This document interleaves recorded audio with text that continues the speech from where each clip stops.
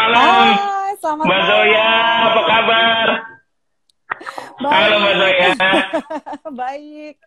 Ini yang kita tunggu-tunggu nih Mbak Zoya nih. Obrolan hot kita nih.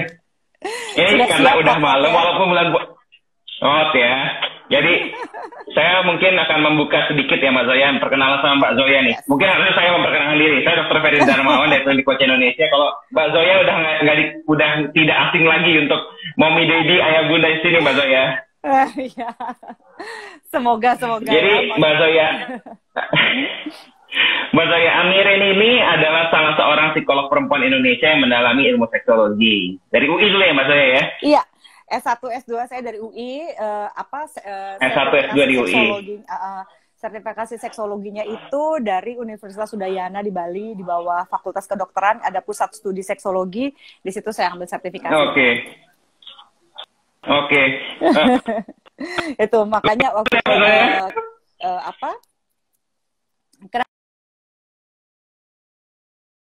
Kemudian Mbak Zoya nih tentu Mbak Zoya? yes, halo, Mbak ya. Zoya? Bisa dengar ya? Okay. Mbak Zoya hits di mana-mana nih. Tentu teman-teman Ayah Bunda tahu Mbak Zoya nih hits di mana-mana, di TV, di majalah, di radio, di YouTube, di mana-mana ada. Di YouTube ada channelnya Mbak Zoya juga, jadi nanti boleh dilihat. Kemudian, nah asiknya adalah Mbak Zoya suka yang blak-blakan. Nah, Mbak Zoya suka buka-bukaan nih Ayah Bunda. Jadi malam ini kita bisa buka-bukaan sama buka-bukaan sama Mbak Zoya nih. Ya. Mbak Zoya betul ahlinya. Nah, kita mungkin Mbak Zoya kita kan ngomongnya soal yang kemarin kita sudah siapkan adalah tentang seks dan reproduksi, di mana ada tuntutan di balik kemesraan. Nah, kalau kita bicara tentang seks dan reproduksi, saya membuka sedikit kalau mengenai reproduksi, tentu seks dan reproduksi tidak bisa dipisahkan satu sama lain. Tapi seks dan reproduksi bisa jadi masalah yang sendiri-sendiri. Seks bisa jadi masalah buat Mommy Daddy, Ayah Bunda, ya. Reproduksi masalah yang lain lagi. Setuju ya Mbak Zoya ya? Mbak, setuju banget. Oke. Nah, kemudian kalau misalnya ke dokter, kadang-kadang masalah seks, masalah ginian nih, masalah gituan ya Mbak Zoya. Sebenarnya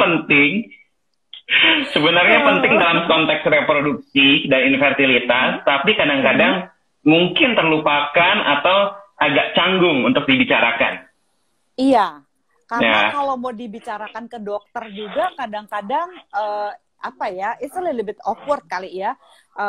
Lagian juga, padahal itu sebenarnya satu proses. Tapi meskipun ini, cuma kan ini ada tahapan yang ini sebaiknya dibicarakan dengan dokternya gitu. Ada sebaiknya yang memang tidak gitu. Tapi sebenarnya ini satu kesatuan.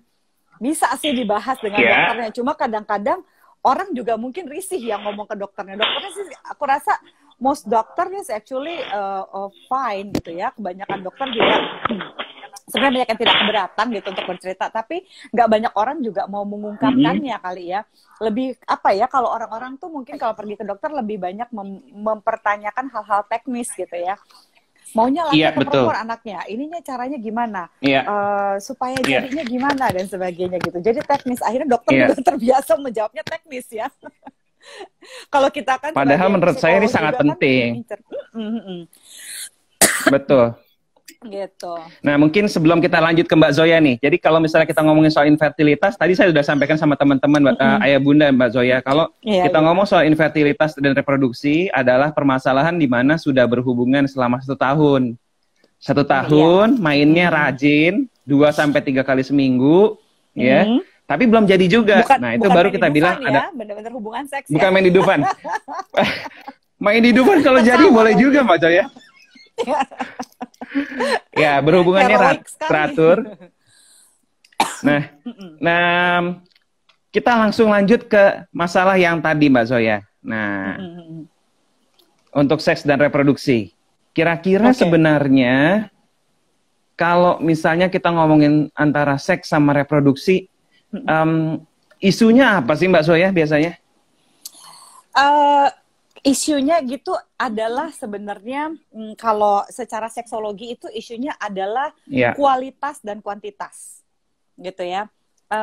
masih banyak orang itu ketika kita bicara mengenai seksualitas itu masih banyak yang ngomonginnya itu adalah berapa kali sih? Ya kan, how much is too much gitu. Berapa kali sih kita akan melakukan hubungan seks yang bisa dinikmati? Atau misalnya kebanyakan orang ketika dia bertanya berapa kali, akhirnya jadi jatuh pada hal-hal teknis. Kok kalau saya udah sering, kenapa saya nggak bisa hamil juga gitu ya misalnya. Nah sementara yang dibutuhkan untuk bisa menjadinya kehamilan gitu, termasuk yang lainnya adalah kualitas. Karena yang banyak banget orang lupa nih dok sampai saat ini ada tiga hal. Tujuan seks itu apa sih? Nah, kan? Nah, kita mesti balik lagi ke dasar tujuan seks itu apa nih? Iya, betul. Kan? Gitu. Tujuan seksnya apa? Iya, punya anak, ini itu. Tapi sebenarnya tujuan seks itu apa sih gitu? Secara seksologi tujuan seks itu ada 3 gitu ya. Satu adalah untuk reproduksi ya. That's why we are here. Reproduksi ya. Reproduksi nomor 1. Apakah survival of the fittest? Survival of the fittest. Tapi apakah semua orang memiliki berkah ini ketika ada orang yang tidak bisa bereproduksi karena misalnya bentuk spermanya ya kurang baik, lari spermanya kurang lancar, termasuk juga problem-problem di dalam rahim dan sebagainya ya, which is it's your expertise gitu. Nah, ketika ini terjadi, orang kehilangan privilege untuk bisa reproduksi, iya nggak dok? Ya kan? Iya betul. Ketika dia kehilangan privilege buat reproduksi, apakah tujuan seksnya jadi hilang? Enggak. Ada tujuan seks kedua yaitu rekreasi. Ini yang saya suka nih, rekreasi. Gitu, ya. Jadi rekreasi selain reproduksi, rekreasi harusnya jangan digabung-gabungin gitu ya Mbak Zoya? Apa gimana nih? Lanjutin Mbak Zoya. Jangan gitu, karena ada ini adalah proses yang kita lihatnya berbeda dulu, tapi ini semuanya ada tujuan seks ya. Begitu kita menyadari ini ada 3 hal yang berbeda untuk ini seks, kita juga jadi akan saya ini di sini membantu mengangkat beban ya, baik siapapun pasutri yang mendengarkan ini khususnya gitu ya. Jadi kalau misalnya seks itu hanya dibebankan pada reproduksi, akhirnya kita jadi kehilangan makna dari kenikmatan seksual itu sendiri. Padahal itu penting. Gitu ya. Nah harusnya sebenarnya anak itu adalah buah cinta. Jadi kan it take love to make love. Perlu cinta untuk bisa bercinta. Ketika bisa bercinta baru ada buah cinta. Kan harusnya prosesnya seperti itu gitu ya. Nah ketika misalnya kita punya buah cinta, ujung-ujungnya apa sih? Pada akhirnya ketika reproduksi ini diangkat dari kita, jangan lupa kita bisa rekreasi. Rekreasi itu adalah cara manusia saling menikmati dirinya.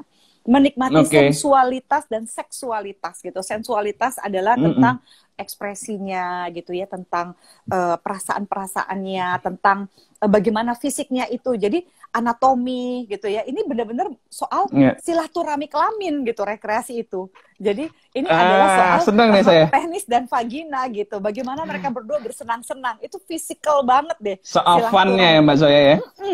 Jadi silaturahmi kelaminnya ini adalah rekreasi sebenarnya. Nah, yang ketiga baru kita beranjak kepada yang namanya relasi. Seks itu adalah membangun cinta. Adalah membangun cinta. Ketika melakukan hubungan seks itu bukan masalah berapa kali sih orgasmenya, gimana cara orgasmenya, apa yang akan dilakukan, itu rekreasi. Tapi kalau udah masuk kepada relasi, berarti saya melakukan ini supaya kamu merasa dicintai dan kamu merasa seksi. Ya. Jadi pertukaran cinta, pertukaran rasa gitu Mbak ya. Exactly, gitu. Itu kan makanya pertukaran feeling.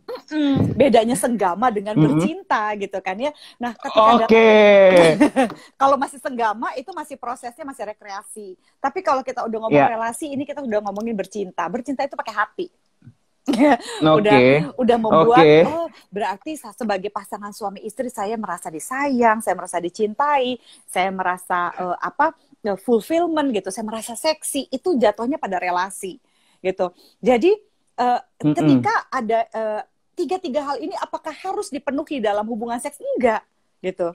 Jadi saya mau mengangkat beban dari kebanyakan orang yang berpikir bahwa seks cuma buat reproduksi aja. Karena begini, ada banyak kesombongan orang yang harus saya betulkan ya malam ini ya dok. Kita berdua benerin sih malam ini. Iya betul.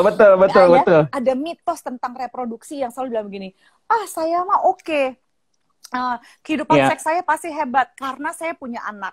Nah, bagi yang sering menyombongkan belum diri tentu. mengatakan ini, saya cuma mau bilang ya, bisa bikin anak, belum tentu bisa bikin enak. Jangan lupa. Asik. Ini headline sih Mbak Zoya. Harus bikin, yang bisa bikin anak belum tentu bisa bikin enak. Iya. Kalau bisa bikin enak, harusnya bisa lancar bikin anak. Iya, bener. Iya kan, coba kita balik secara simpel. Kalau enak, apa sih yang nggak bisa? Kita akan happy, ya kan? Kalau mereka yang bisa bikin enak, orgasmenya oke. Ketika orgasmenya oke, dia bisa menyerap sperma juga lebih cepat, ya kan?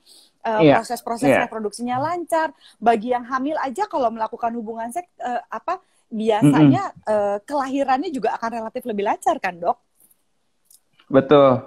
Gitu. Jadi bikin enak dulu posisinya. Kalau kita cuma mau bikin anak doang, terus nggak bikin enak, ya ampun, berat sekali hidup ini. Oke, jadi ini headlines yang pertama ya. Seks itu punya fungsi reproduksi, fungsi rekreasi, dan fungsi untuk relationship ya, fungsi relasi. Nah, tiga-tiganya harusnya bisa digabung jadi satu, tapi tiga-tiganya bisa juga terlupakan. Iya. Kalau misalnya pasangan cuma fokus aja untuk bikin anak, lupa sama enaknya. Ya. Nah, tentu harus semuanya ini harus dibikin terkoordinasi. Nah, pertanyaan lanjutannya Mbak Zoya, kalau kita bicara dalam urusannya untuk reproduksi, dan rekreasi ya.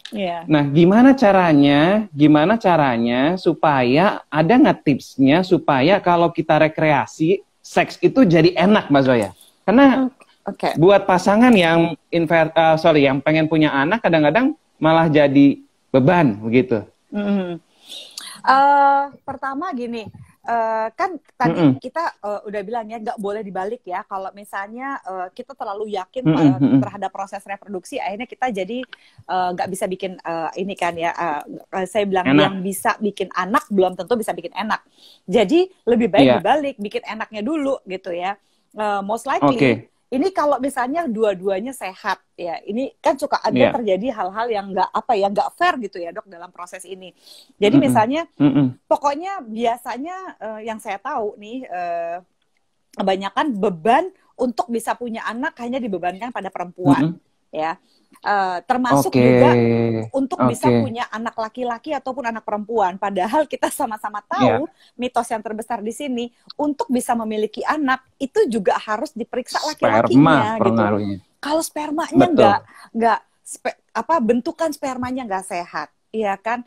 Terus dia tidak punya swimnya itu ya, kemampuan dia berenangnya juga tidak motilitas kuat, kita bilang Mas Zoya. Motilitas ya, makanya kecepatan masih 40 km per jam kan, kalau dia nggak segitu kan susah gitu.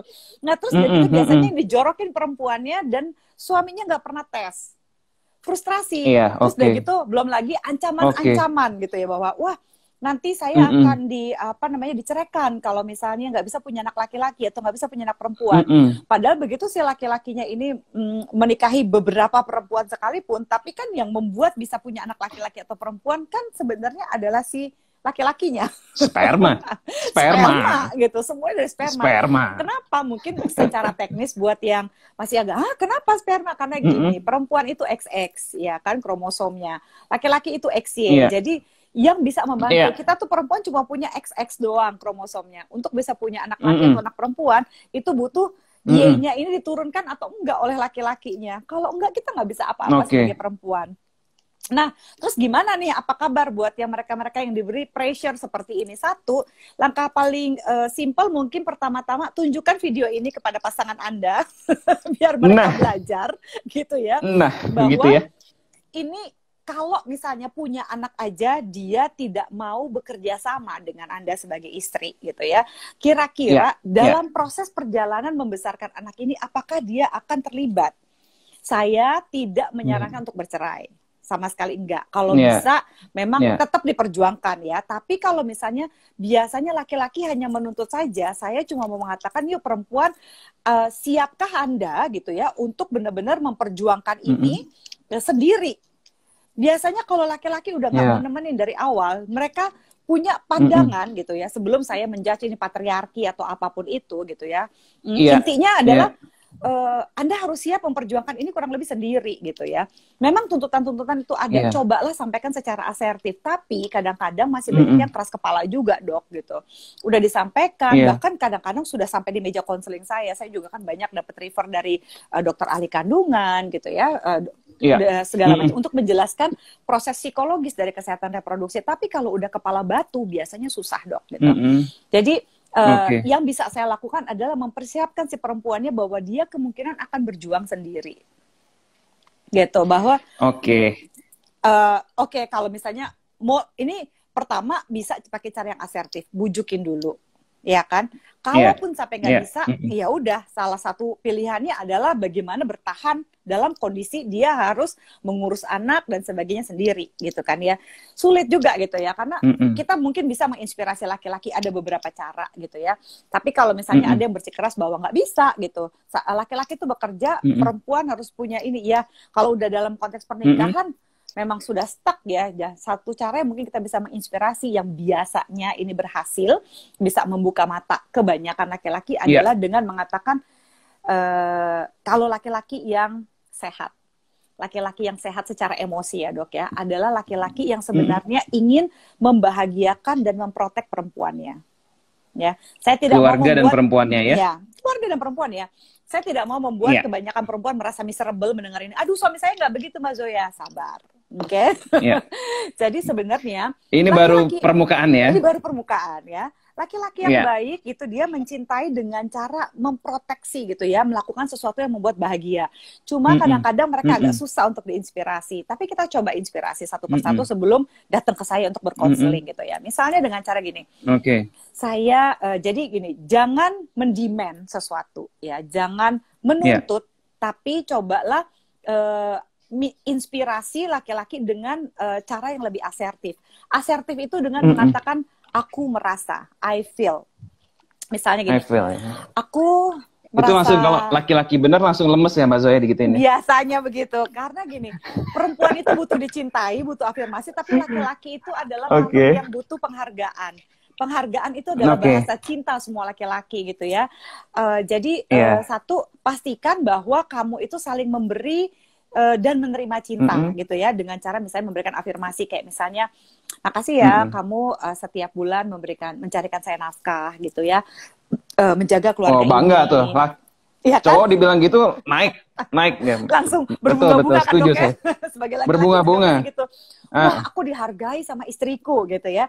Jadi kita kasih dulu memang apa yang tapi ini nggak boleh peres ya istilahnya. Kalau misalnya orang suka bilang, peres lo, artinya peres tuh pura-pura. Jangan pura-pura. Jadi secara yang tulus ya. Tulus dari hati Anda yang paling dalam. Apa yang Anda syukuri dari keberadaan suami Anda. Jadi berikan dulu penghargaan itu kepada dia sehingga kita juga bisa resiprokal. Kita bisa menuai hasilnya. Jadi berikan penghargaan dengan cara makasih ya atas kerja keras kamu. Kamu berusaha selalu pulang untuk main sama anak kamu dulu. Saya tahu nggak ada manusia yang sempurna, apalagi laki-laki ya. Suka kadang-kadang blank aja gitu ya hidupnya.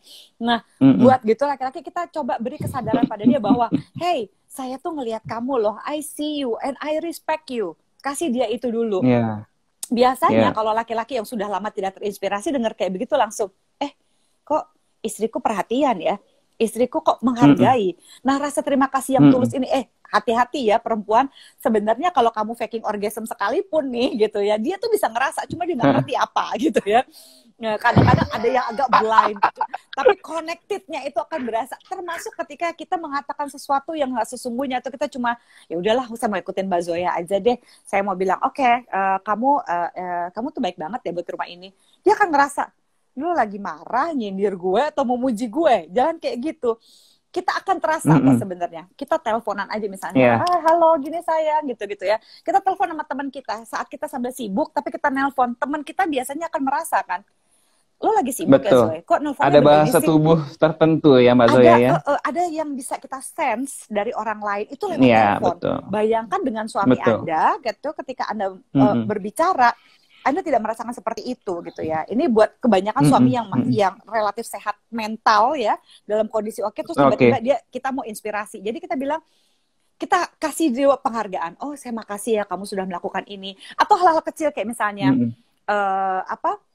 saya senang deh kemarin gitu ya, kamu puji. Jadi kalau dalam bahasa psikologinya adalah memberikan positive reinforcement. Positive reinforcement itu adalah penguatan-penguatan di dalam relationship. Setiap perilaku yang Anda senangi dari suami Anda gitu ya, ketika dia memberikan melakukan inisiatif ya dalam hal seks, dalam hal belanja, dalam hal apapun gitu ya, misalnya ini aku sebenarnya ini bukan bonus, tapi aku ada duit lebih gini-gini, aku mau kasih kamu dong. Aduh makasih ya sayang ya gitu, kamu perhatian banget deh. Cukup segitu aja, ya kan? Itu bikin laki berbunga-bunga gitu ya.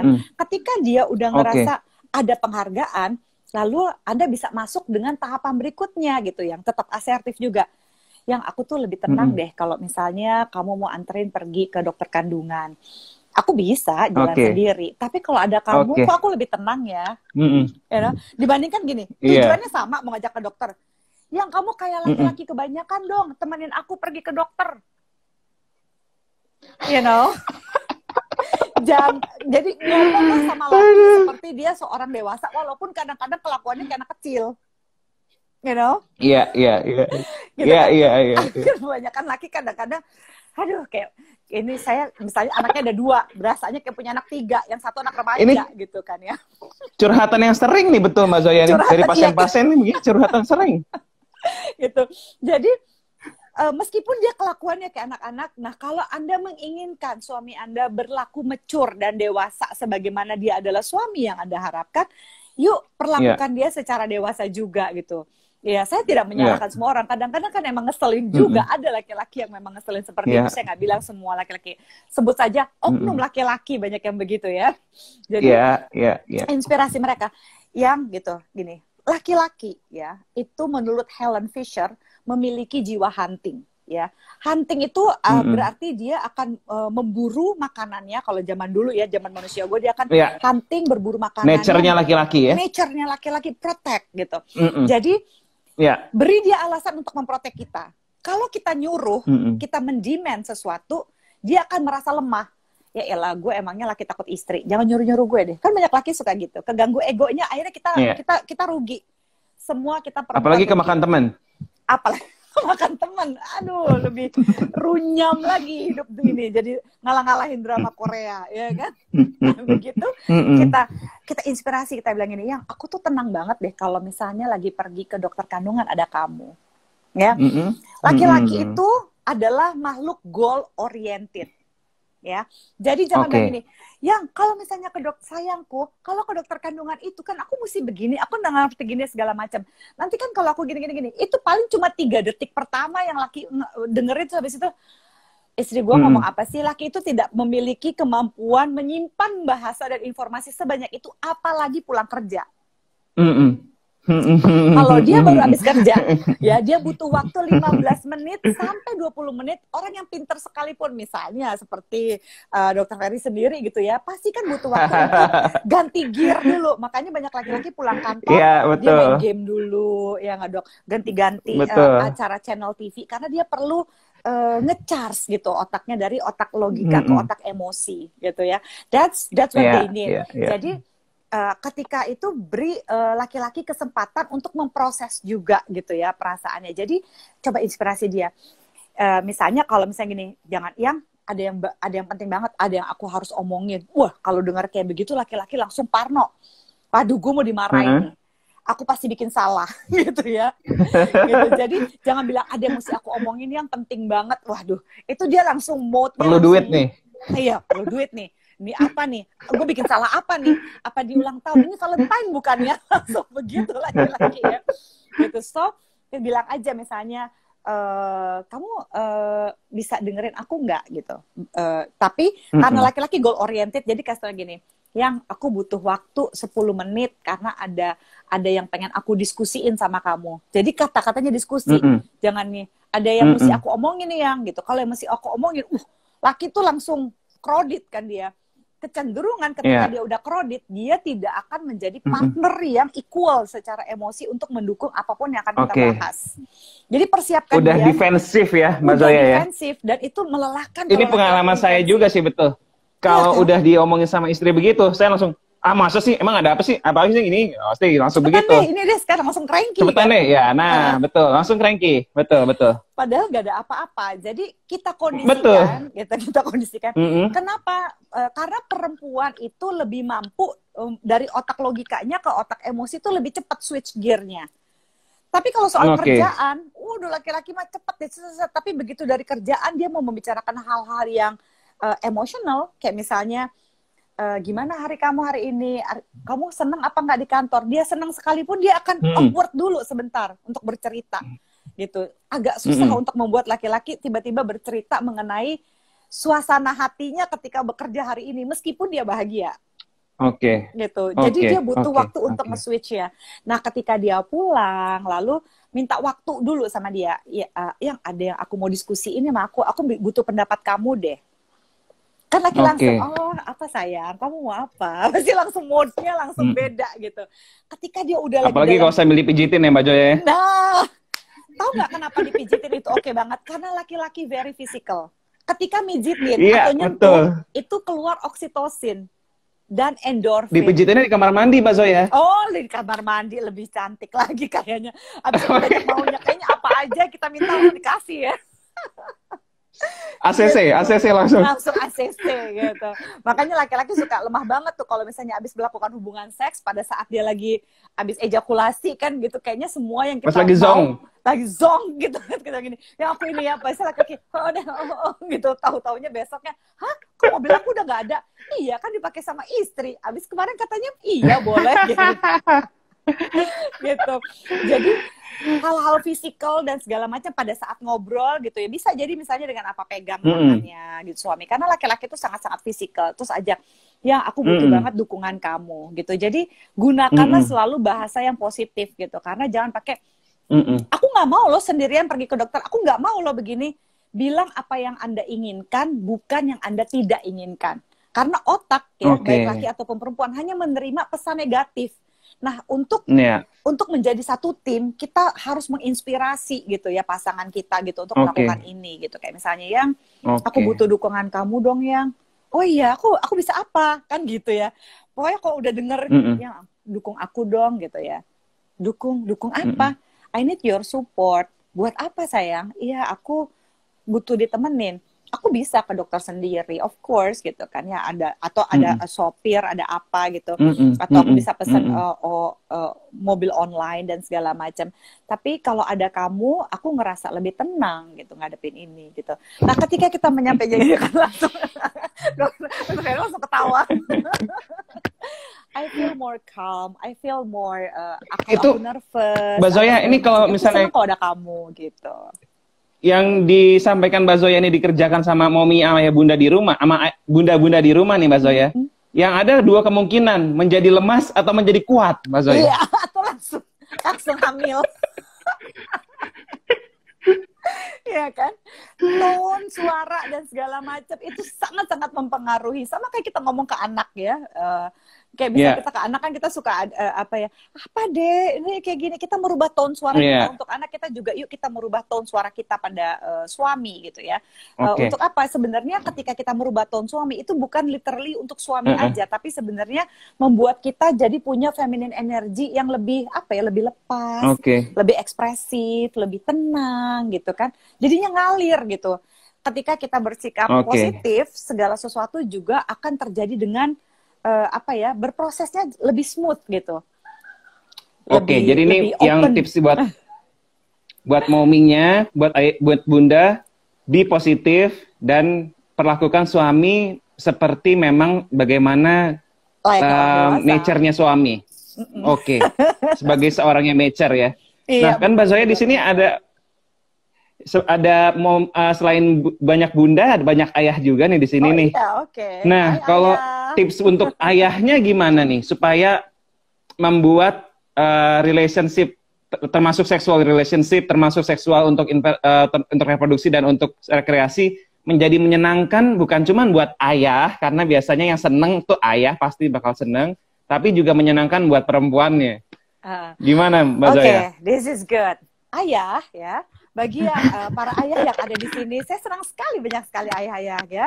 Jadi para ayah yang ada di sini, kalian tahu nggak bahwa tingkat kecerdasan emosi anak-anak Anda itu sangat dipengaruhi oleh kebahagiaan istri Anda. Wah, ini pasti bakal direkam nih sama banyak-banyak istri ya. Tingkat Aduh, berat emosi, ya. Seorang perempuan yang bahagia bisa menjadi istri yang bahagia dan ibu yang bahagia.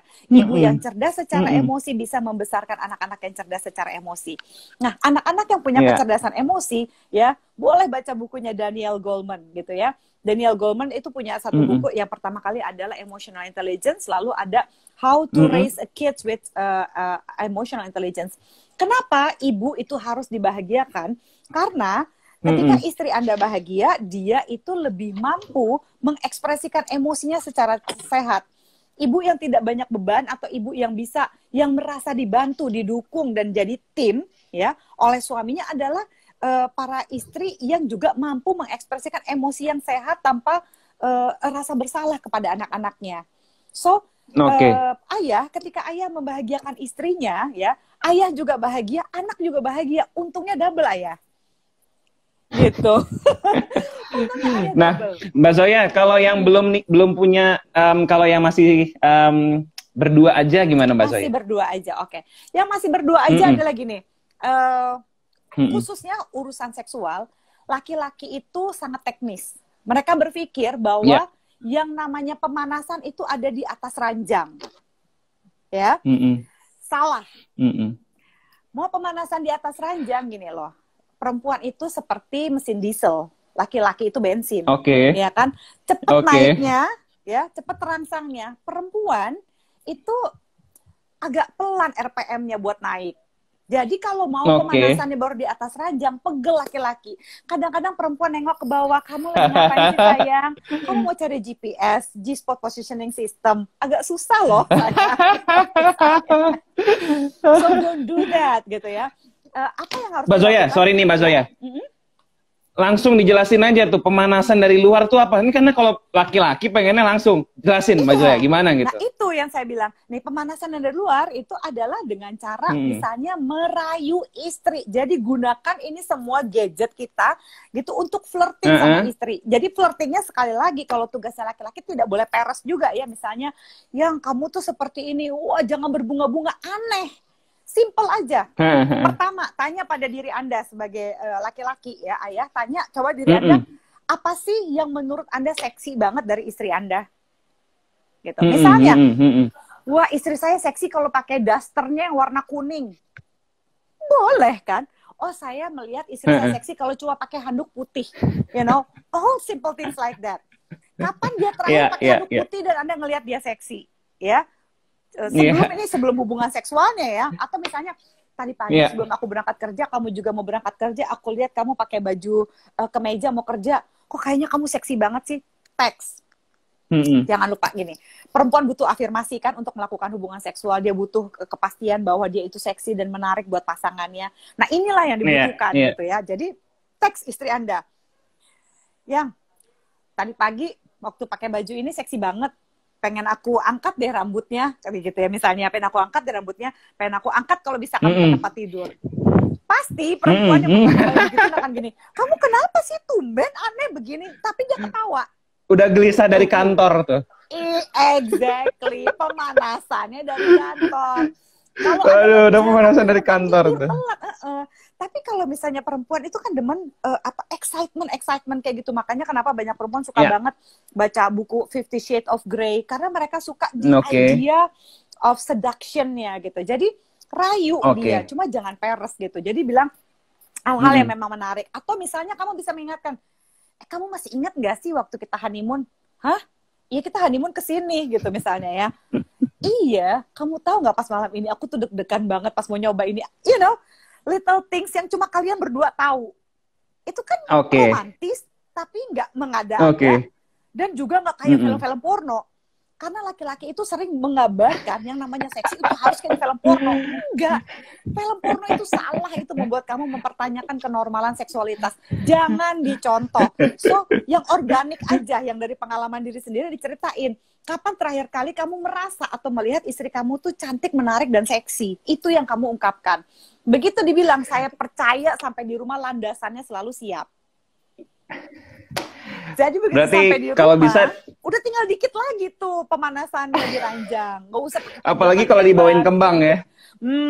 Boleh bunga bang, boleh juga bunga beneran.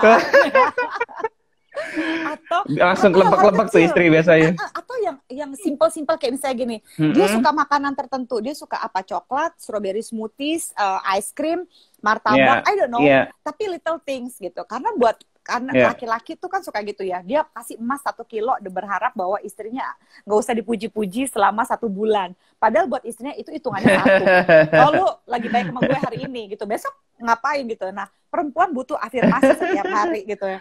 Ini penelitian S2 saya, Dok, karena saya saking keponya, saya pengen tahu apa yang dipikirin laki-laki dan perempuan pada saat diranjang. Gitu. Jadi hasilnya ternyata ketika akan melakukan hubungan seks pertama kali dengan perempuan yang baru, ataupun misalnya memang benar-benar pertama kali, semua laki-laki usia berapapun, apapun status sosialnya, mereka mau perform, Dok. Lihat nih ya, gue koprol ke sini ya, gue koprol ke sana ya, gue gitu ya. Makanya kebanyakan laki-laki di atas ranjang pengennya nyalain lampu, Dok, karena dia mau pamer. Nah, sementara perempuan kebanyakan ketika udah di atas ranjang, dia merasa ini perempuan yang dari segala macam status sosial, size, ukuran badannya seperti apapun tuh ngerasa kayak saya tuh sayang nggak ya, saya dicintai nggak ya. Banyak laki-laki ngejawabnya, ya iyalah gue cinta, orang gue nikahin lo. Enggak gitu. Tapi dia butuh konfirmasi bahwa kamu tuh seksi banget loh. Aku bener-bener menginginkan kamu loh gitu. Tapi yang satunya sibuk pengen penerimaan, yang satunya sibuk mau show off gitu kan. Jadinya, mau show off. Jadi susah nggak ketemu. Udah nggak tahan gitu. Jadi baiknya laki-laki tuh ngomong gitu bahwa apa sih yang kamu lihat cantik dan menarik dari pasangan kamu, supaya dia merasa seksi ya, supaya juga tidak ada kisah-kisah gedebong pisang lainnya karena dia kurang. Ya udahlah pakai aja deh gitu, terserah lu mau ngapain, gue tinggal makan ini kan, udah selesai sayang, udah dapat nggak, keluar kemana, ini nggak keluar kemana-mana loh. Perempuan itu tidak ejakulasi gitu ya, udah gitu cuman 2 menit lagi. 2 menit termasuk disfungsi ereksi, bisa termasuk ini ya, apa namanya, problem kan harusnya 5 menit kan. Gitu, 3 menit. Kalau misalnya di bawah 3 menit kan. Di atas 2 menit, Mbak Zoya masih sebenarnya untuk masih kalau by definition. Ya, by definition harus Mbak Zoya 3 menit batas. 3 menit ya? Siap 3 menit. Mbak Zoya ini balik lagi soal film porno nih, Mbak Zoya. Tadi udah ada pertanyaan. Jadi boleh nggak, katanya ada beberapa pasangan yang baru cun gitu ya, suami atau istrinya setelah nonton film porno begitu. Kasian banget ya. Setelah. Aduh.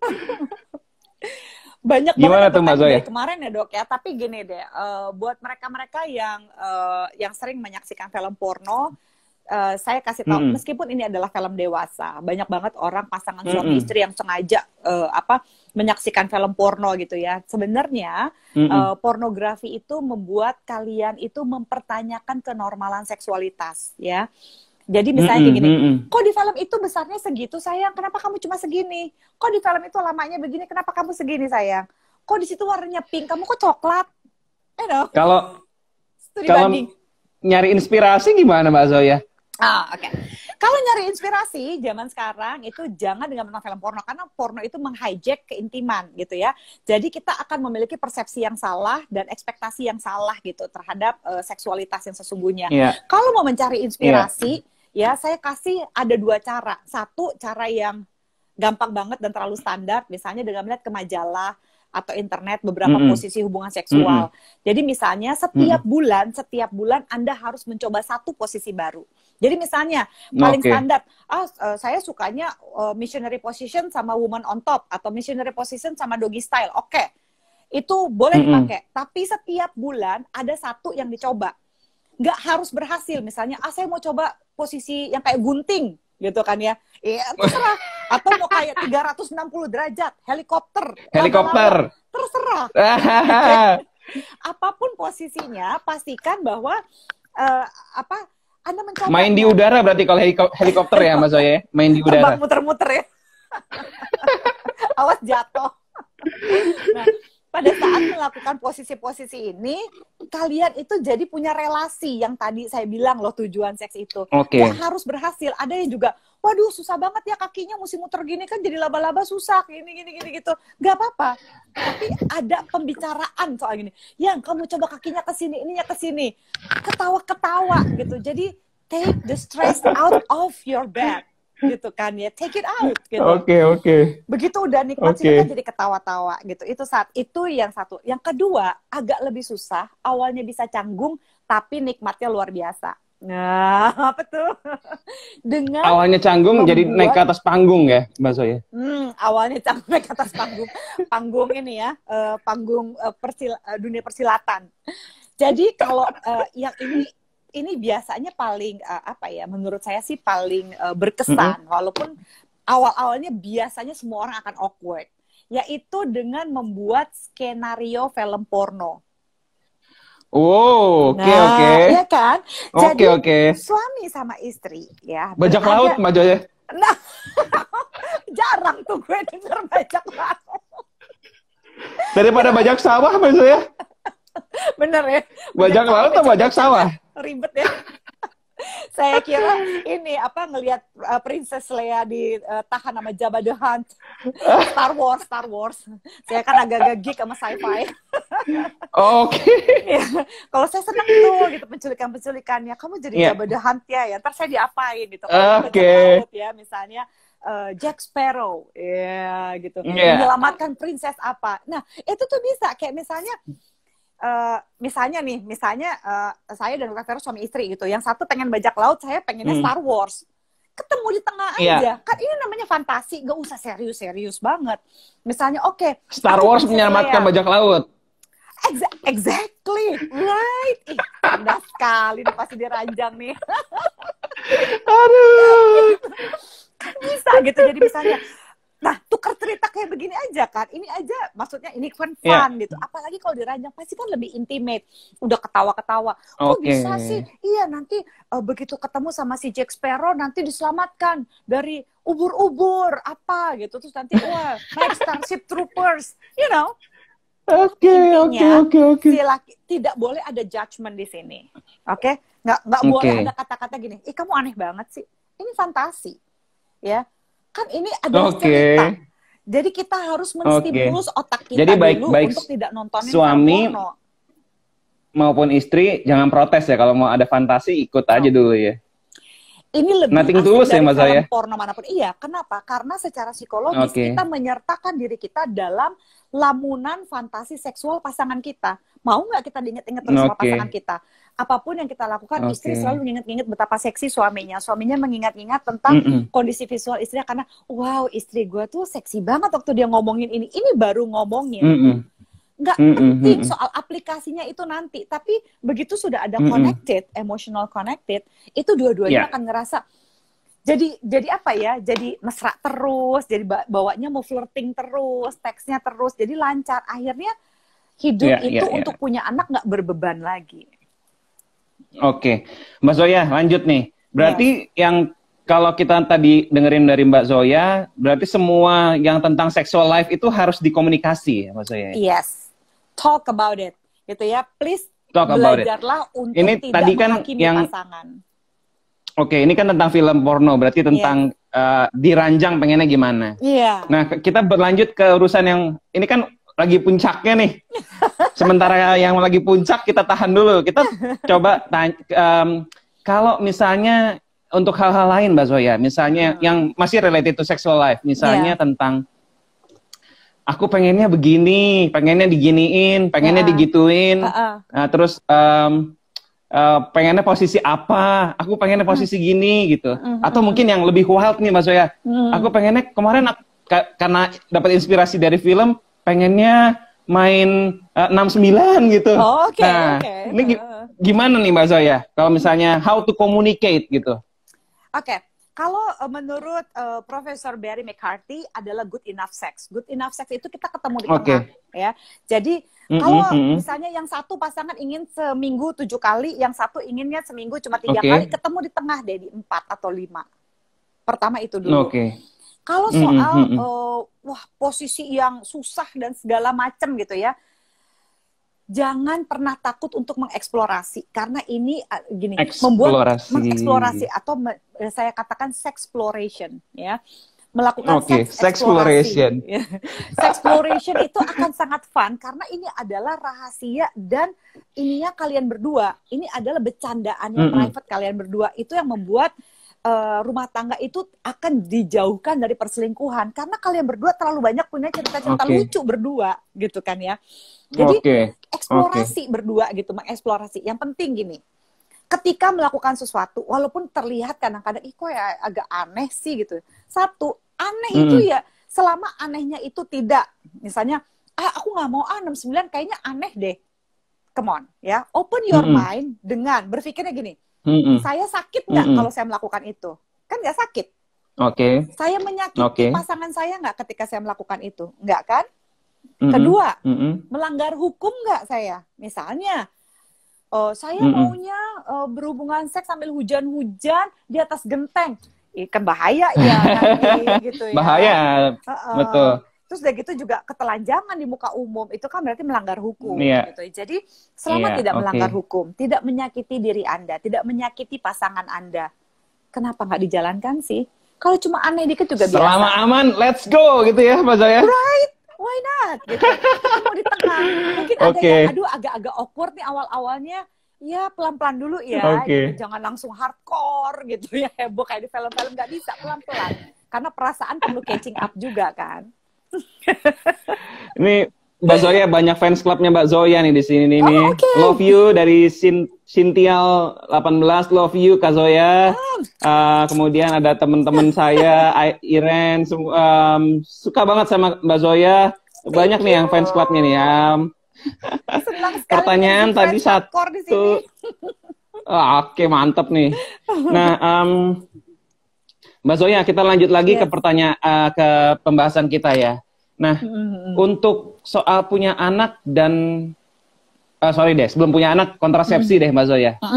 Nah, pilihan kontrasepsi itu gimana Mbak Zoya? Kalau misalnya kontrasepsi? Gini, pilihan kontrasepsi juga adalah hal yang sebenarnya diputuskan berdua. Ya, yang paling ngeselin sekali lagi, bukannya saya mendiskriminasi para ayah, maaf ya, gitu ya. Tapi gini loh, ayah itu kadang-kadang suka nggak mau ikutan. Jadi misalnya istrinya nggak mau susah milih IUD gitu ya misalnya. Lalu ketika hubungan seks, suaminya tanya, atau beberapa bilangnya posisi terserah gitu ya. Terserah. Aku maunya terserah. Begitu hubungan seks, yang kok mentok nih, apa nih, kok ini nih gitu kan. Ada aja yang begitu ya, misalnya ya.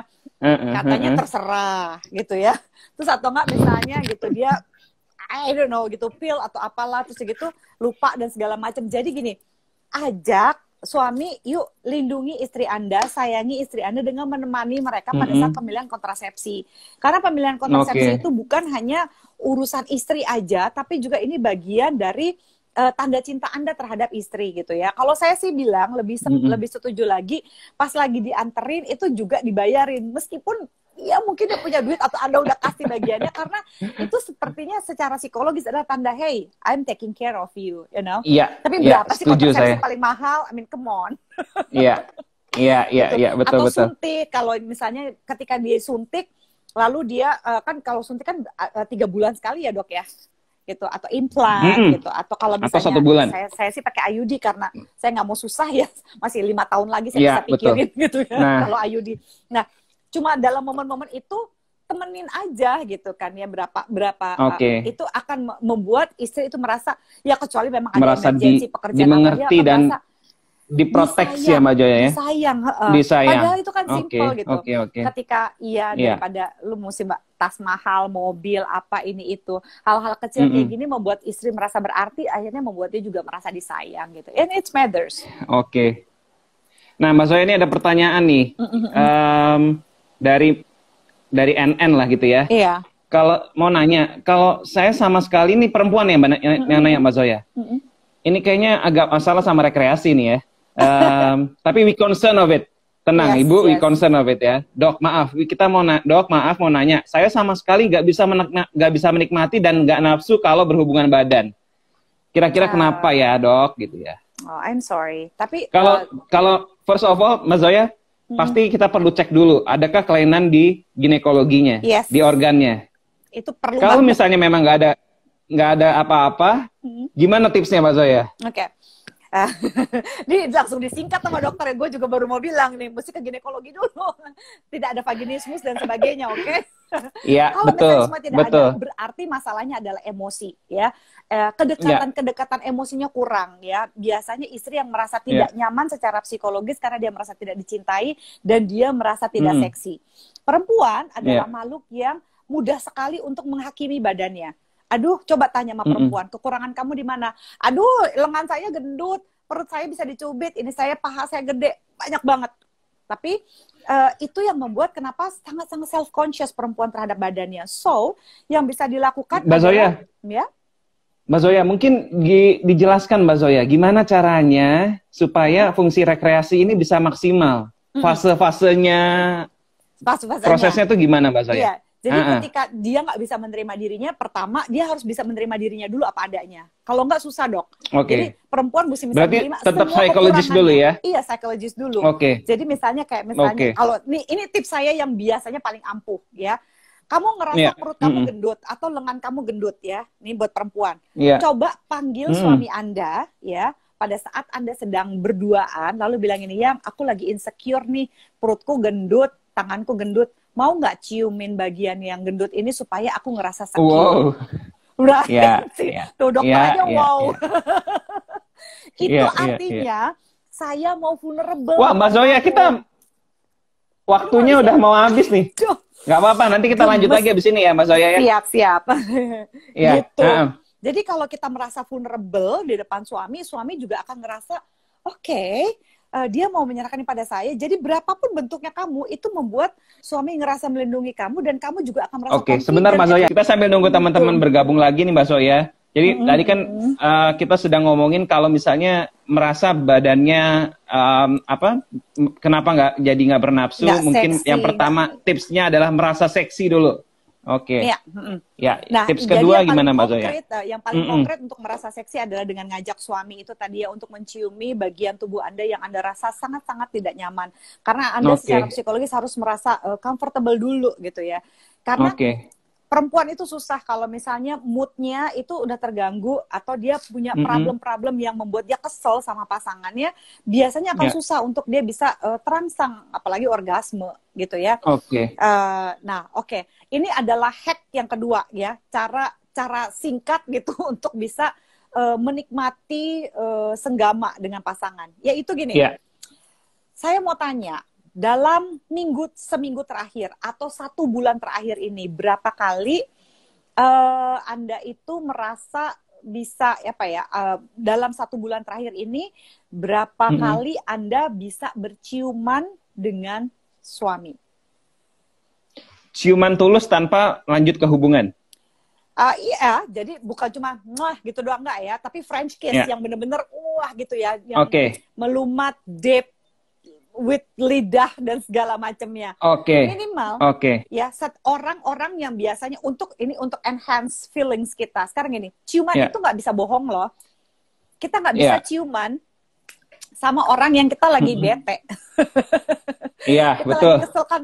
Jadi kalau lagi kesel sama suami nggak bisa ciuman. Nah sekarang pertanyaannya, kalau Anda udah bisa ciuman, at least gitu, selama 10 detik 3 menit dengan suami, saya jamin pasti langsung bisa hubungan seks yang enak. Itu hacknya. Dan jangan lupa yang terakhir, Gottman juga dari Washington University memberi pesan, siapapun ya, ketika koneksi itu bisa diawali sebelum berciuman, kalau koneksi yang paling simpel diawali dengan tatapan mata. Karena biasanya kalau kita kesel sama orang, kita juga nggak mau natap mata kan. Jadi diawali dengan berapa banyak tatapan mata. Jadi kalau misalnya ngomong, yang tagihan ini begini kan, kadang-kadang kita sambil makan, sambil melakukan kegiatan, kita nggak tatapan mata sama pasangan kita. Ya, pasangan-pasangan yang dalam pernikahan dan hubungan seks yang bahagia adalah mereka yang memiliki tatapan mata paling banyak. Simpel kan? So ketika ngobrol tatapan mata, ketika berdiskusi tatapan mata, kan berapa banyak coba kalau ada yang mau ngaku hubungan seks juga banyak yang nggak tatapan mata kan? Iya. Gimana soal gitu, lihat-lihatan aja. Jadi hubungan seks tatapan mata ya, setelah tatapan mata banyak-banyak berciuman yang deep kissing. Nah dari situ akhirnya itu juga bagian dari foreplay secara biologis ya Mbak Zoya. Itu bagian dari foreplay, apalagi buat wanita. Karena perempuan banyak yang menikmati sekali berciuman gitu. Jadi tanpa berciuman dia biasanya akan susah.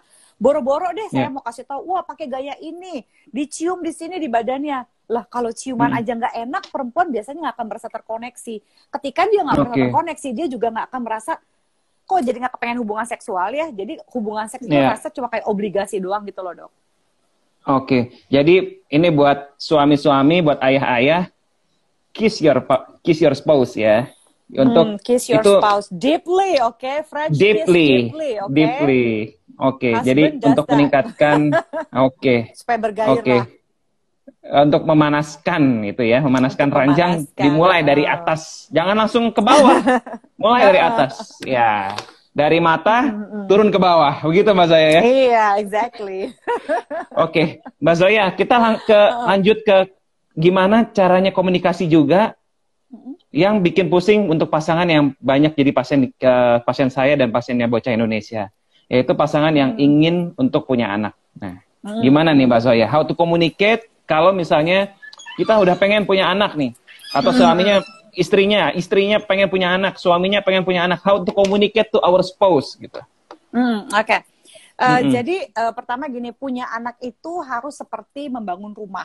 Ya kan, kita nggak bisa bangun pagi lalu gue mau bangun rumah. Meskipun Anda adalah orang yang paling kaya di dunia, you still need a plan, ya kan?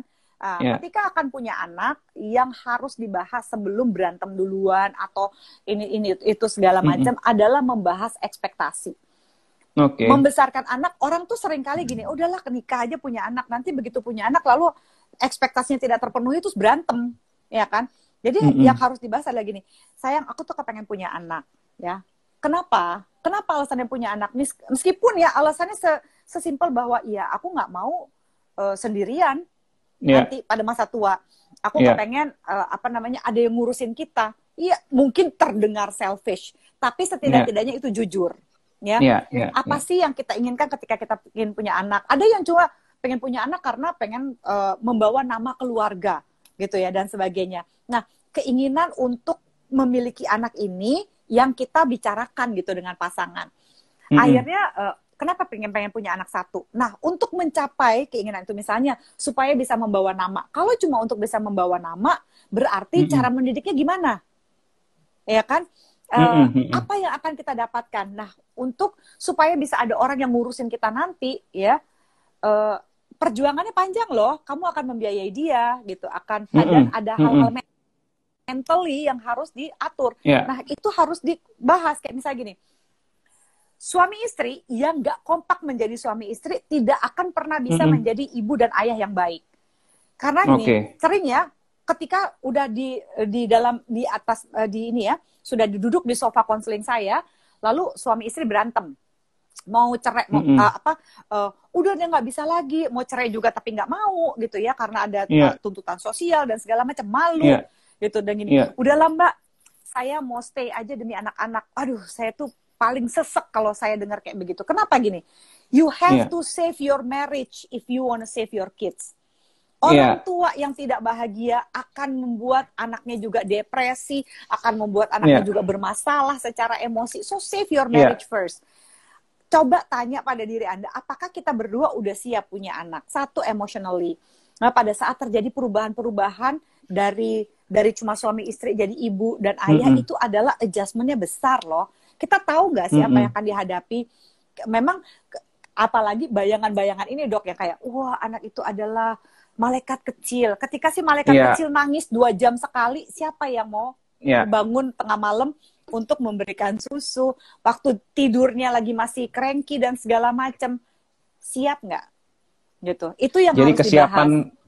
kesiapan mental, kesiapan fisikal juga, kesiapan finansial juga ya Mbak Zoya ya. Jadi ketika ingin punya anak, berdua duduk sama-sama ya dengan penuh cinta, bahas, diskusikan.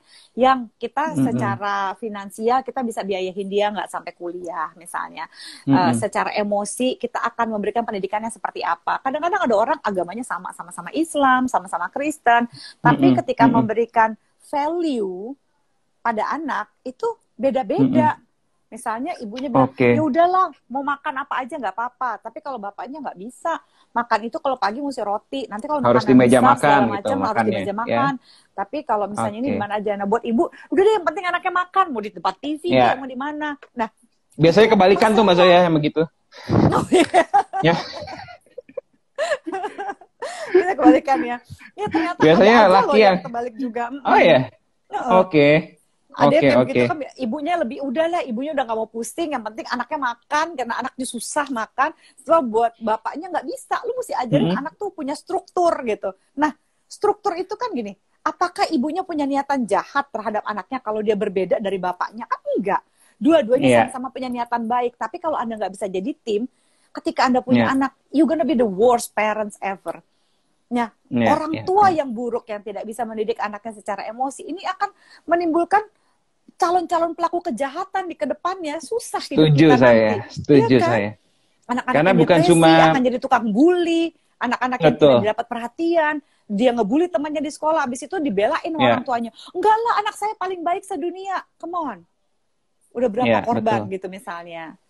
Ini sesuai dengan semangatnya bocah Indonesia Mbak Zoya. Jadi kita pengen untuk menyiapkan anak-anak Indonesia yang gemilang ya. Berkualitas. Jadi sejak berkualitas, betul, berkualitas dan gemilang. Jadi sejak sebelum pengen sejak sebelum pengen dijadiin, both parents have to be ready ya. Iya. Jadi Mbak Zoya, jangan cuma terlibat cuma karena ya udahlah kan kita bisa punya anak, please don't just do that. Please don't. Nah, ini kalau misalnya Mbak Zoya yang udah siap secara mental, siap secara finansial nih. Tapi siap secara mental, siap secara finansial, kadang-kadang banyak juga pasti datangnya begini, siap secara mental, siap secara finansial, tapi mereka udah berusaha banget gitu ya, sampai mereka get stress with the effort. Nah, jangka panjangnya sampai get stress when they do sexual relationship or when they do intercourse. Gimana Mbak Zoya? Pada saat udah stres, memang susah. Kalau saya biasanya saya ambil reverse psychology-nya dok. Saya balik. Saya bilang gini, minggu ini kalian nggak boleh hubungan seks. I take it from them, ya kan? Kamu nggak boleh hubungan seks, kamu istirahat selama minggu ini, nggak boleh ngapa-ngapain. All you have to do cuma cuddling doang, pelukan. Apapun yang terjadi, pokoknya pelukan, ini itu, pokoknya nggak boleh hubungan seks sama sekali, gitu ya. Biasanya saya larang seminggu kurang lebih, nggak boleh ini. Tapi saat berhubungan seks bukannya diem-dieman, ngambek, apa segala macam, enggak. Yang harus kalian lakukan dalam minggu itu adalah benar-benar hanya berpelukan dan koneksi and talk, gitu ya. Kalau udah mulai tempting hubungan seks, nggak boleh, tahan. Biasanya begitu. Itu akan membuat mereka sadar bahwa, ketika they have to enjoy it gitu ya. Gitu. Akhirnya biasanya banyak yang kebablasan dok, kayak begitu. Karena psychologically, segala sesuatu yang dilarang, itu kan seolah-olah kita nih, sebagai petugas kesehatan, kita itu mengambil, kita mengambil beban mereka. Kan harus berhubungan seks, harus. Kata-kata harus itu kan beban. Akhirnya kita harus jadi begitu, harus jadi. Kalau misalnya main, kalau nggak jadi, aduh sia-sia ntar gitu. Akhirnya begini, kamu akan ovulasi sama ini, pokoknya kamu nggak boleh peduliin sama itu selama seminggu ini, kalian relax. Sama seperti ketika kita udah kerja keras dok gitu ya, kita kerja very tense gitu ya, apalagi biasanya dokter ya yang lebih tense hournya, hournya udah very very tense. Sometimes gitu ya, all you need is a quick break from all of that, gitu ya. Berikan mereka waktu untuk tidak berpikir mengenai harus bereproduksi gitu ya, quote-quote. Tidak harus melakukan apa-apa, nggak boleh berpikir anak ke depan, pokoknya dilarang dalam minggu itu untuk berpikir mengenai kehamilan. Nah, biasanya mereka akan datang menjadi orang yang lebih baru dan bahkan memproses kehamilannya di saat-saat seperti itu, Dok. Jadi kalau saya menggunakan reverse psychology itu, I take all of beban mereka daripada mereka gitu. Kamu nggak boleh ngapa-ngapain pokoknya minggu ini gitu, supaya kalian bisa enjoy. Karena kalau disuruh enjoy, mereka nggak akan bisa juga, Dok. Udahlah, nikmatin aja, jangan stres, malah tambah stres. Betul. Jadi yang harus di concernnya adalah sexual relationship itu, the goal is not only reproductive, but kita ayah bunda harus selalu ingat untuk relationship-nya dan rekreasinya ya, Mbak Zoya. Iya, karena ayah bunda jangan sampai lupa ya bahwa sebenarnya hidup itu dimulai berdua dan diakhiri berdua. Nanti ketika anak-anak sudah kuliah atau apapun itu, kalian akan berdua lagi. Kalau Anda nanti udah terbiasa, entah kalau punya anak akan lebih bahagia. Ketika Anda punya anak dan nggak lebih bahagia, Anda bisa menyalahkan anak atau menyalahkan pasangan. Hati-hati terhadap ekspektasi kita gitu. Intention kita itu akan mempengaruhi cara kita membina keluarga gitu. Peran-perannya itu udah mesti jelas gitu sebelum anak ini ada gitu, supaya kita tidak membesarkan calon-calon generasi muda gitu ya, penerus bangsa ini yang depresi gitu karena tekanan dari orang tuanya ketika akan punya anak. Karena gitu. Ini semuanya berawal dari sini. Oke. Jadi just enjoy, nggak usah mikirin soal reproduksinya, just enjoy. Jadi untuk ayah bunda yang sedang berjuang bersama, just enjoy ya, karena kalau memang jadi berkat, anak akan datang dengan sendirinya, begitu. Iya, dan saya biasanya bilang, udah berapa lama nih, udah 5 tahun, udah berapa tahun gak punya anak. Oke, sekarang bayangkan situasi terburuk, kalian gak akan punya anak, mau apa?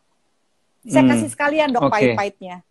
Bayangkan kondisi kamu ternyata kamu dua-dua sama-sama sehat, tapi kamu berdua gak bisa punya anak. Karena saya pernah ada satu kasus dok, mereka berdua for some reason saling menolak aja gitu. Jadi mereka berdua sama-sama sehat gitu ya, tapi mereka nggak bisa pokoknya nggak bisa aja punya anak gitu. Dua-duanya udah periksa pula gitu. Akhirnya saya angkat aja beban, saya bilang gini, anggap aja kalian nggak akan bisa punya anak sampai kapanpun. Are you going to stay together or not? Gitu ya. Iya, akhirnya dengan galau-galau gini, akhirnya mereka berpikir, ya udah, kita kenapa sih kita mau nikah? Oh, karena kita cinta. We want to spend our life together. Mereka sama-sama, nggak ada 6 bulan kemudian akhirnya hamil. Gitu. Jadi kadang-kadang blocking psikologis itu luar biasa loh dok, blocking psikologis. Jadi kadang-kadang ketakutan tidak punya anak bakal ditinggal oleh pasangan itu membuat ketidakmampuan reproduksi for some magical reason dok, gitu. Jadi mental blocking itu memblocking kemampuan reproduksi for some, gitu magic ya menurut saya ya. Betul. Saya suka nih Mbak Zoya karena banyak pasangan datang dengan ekspektasi bahwa mereka bisa cepat punya anak begitu, bisa cepat punya anak dan instan, makin ditargetin gitu. Dan makin ditargetin. Biasanya kedamaiannya juga makin rendah dok, makin nggak bisa punya anak, meskipun dua-duanya sehat dan udah periksa ya. Banyak pasangan juga begini Mbak Zoya, ada masalah yang ditemukan misalnya nih, ini kita bicara tentang pasien yang memang sudah berjuang gitu ya, misalnya istrinya ada masalah dan memang harus untuk periksa berdua begitu. Nah, banyak pertanyaan dari sebelum kita kemarin bahas topik ini, di mana pasangan ya baik ini yang banyak nanya sih yang perempuan nih Mbak Zoya ya. Tapi sebenarnya kan ada juga laki-laki yang pengen istrinya mungkin ada juga begitu. Gimana caranya Mbak Zoya supaya berdua ini bisa saling mengkomunikasikan goalnya masing-masing begitu? Goalnya masing-masing. Simple sih dok sebenarnya, saling bertanya apa yang membuat kamu bahagia. What make you happy gitu ya. Terus dia gitu, pernah nggak sih ketika akan menikah kan nggak berapa banyak yang ikut kelas pranikah juga ya, misalnya konseling pranikah dan sebagainya. Dalam konseling pranikah dok biasanya saya tanya, tapi buat yang udah keburu nikah ya tentunya gitu ya, bisa ditanya juga. Kalau saya sering bertanya gini, visi misi dari pernikahan kalian ini apa sih? gitu kan. Orang pikir, emang perusahaan doang Mbak punya visi misi? Enggak, pernikahan juga punya visi misi gitu ya. Jadi visi misi pernikahan kamu apa? Apakah dengan pernikahan ini kamu merasa akan lebih bahagia? Kalau begitu biasanya agak sulit gitu ya. Tapi kalau kamu berpikir pernikahan ini adalah saya ingin menghabiskan hidup saya bersama dengan orang yang saya cintai gitu ya. Ini akan lebih mempermudah proses-proses lainnya. Kehamilan, membesarkan keluarga gitu ya. Apa yang terus gitu, visi misi aku ini dalam menikah. Nah, misinya untuk bisa memenuhi visi dari pernikahan ini adalah kita bahagia sama-sama. Misi yang kita lakukan apa? Ya, apa yang bisa membuat kamu bahagia? Oh, yang bisa membuat aku bahagia kalau misalnya aku merasa disayang ketika misalnya kamu ajak berdiskusi soal milih mobil, untuk milih motor, untuk milih karir dan segala macam. Itu akan mempengaruhi kan? Salah satu pengen punya anak, Mbak Zoya? Satu pengen punya anak, yang satu nggak mau punya anak. Yang satu pengen punya anak, yang satu kamu belum aja yang periksa. Saya nggak usah periksa, kamu aja yang periksa. Dua-duanya pengen nih, dua-duanya pengen punya anak. Sorry Mbak Zoya, dua-duanya pengen punya anak, tapi yang satu nih nggak mau diperiksa. Oke. Laki biasanya, yang begitu. Laki, ya. Kalau biasanya laki nggak mau diperiksa, ya. Coba gini, laki itu kan adalah sekali lagi goal oriented ya. Coba tanya pada suami Anda yang tidak mau memeriksakan diri Anda adalah begini. Yang saya minta solusi dong. Saya minta solusi dari kamu. Satu, saya udah periksa, saya sehat, saya baik-baik aja, tapi kita belum bisa hamil. Kira-kira yang bisa membuat saya hamil juga adalah kondisi sperma dan kondisi kamu. Kan kita menjalankan ini berdua gitu ya. Saya harus bagaimana? Kan saya sudah melakukan apa yang menjadi porsi saya. Kira-kira saya harus apa lagi? Coba tanya ke dia. Jadi gini, kita kebanyakan sebagai perempuan suka mengambil beban suami kita tanpa kita sadar sekalipun gitu ya. Nah ini saat yang paling tepat untuk mengembalikan proporsi. Beban itu ke, Iya. Jadi tanggunglah beban yang menjadi beban Anda, kembalikan pada suami yang menjadi beban suami. Iya, Sayang, aku udah periksa ini, ya. Ini menurut laporan dokter, saya sudah melakukan ini, saya sehat, saya bisa punya anak, gitu ya. Sekarang, saya serahkan kepada kamu, gitu. Apa yang ingin kamu lakukan terhadap porsi kamu, gitu. Karena kita ini kan tim, gitu. So, I need you untuk bisa punya anak, gitu. Ini adalah yang saya lakukan, dan apa yang bisa kamu lakukan untuk berkontribusi supaya kita bisa punya anak. Jadi gunakan kata-kata yang asertif tadi ya dok ya. Kalau punya anak harus berdua hasilnya. What your portion? Iya harus berdua. Kalau harus dia berdua. Kalau ke dokter kandungan, nggak mau berdua, dia ke androlog dong, dia periksa spermanya. Boleh, betul. Ya, Tapi kan? harus berdua. Kalau mominya sendiri, datang sendiri, sperma dari mana gitu ya? Iya gitu. Ini kan bukan zamannya Bunda Maria lagi ya, yang magic betul aja gitu. Betul, Mbak Zoya. Mbak Zoya, kita jawab pertanyaan dulu ya. Kita jawab pertanyaan lagi ya. Jadi ini kita juga disaksikan sama Mbak Marisa nih. Halo Mbak Marisa dari Kumparan nih Mbak Marisa. Hai. Ada Mbak Cucoh Nurjala, me time sama suami ketika anak bangun. Nah ini oke juga, boleh. Pertanyaan lagi, kalau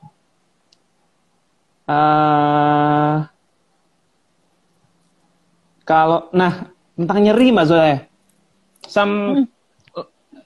banyak pasien yang dengan infertilitas, terutama yang dengan endometriosis Mbak Zoya. Jadi endometriosis itu keadaan di mana dinding rahim bagian dalam tumbuhnya juga di tempat lain. Yang paling sering di ovarium, jadi menimbulkan kista endometriosis. Salah satu komplainnya adalah dispareunia, atau kalau misalnya hubungan sakit gitu. Nah, ini gimana Mbak Zoya untuk secara psikologis untuk memberikan, kalau ini nggak bisa konseling sendiri kan, dia harus berdua sama pasangannya, dia harus berdua, betul. Dulu, gitu. Betul. Bagi saya kalau nggak bisa, gitu kan.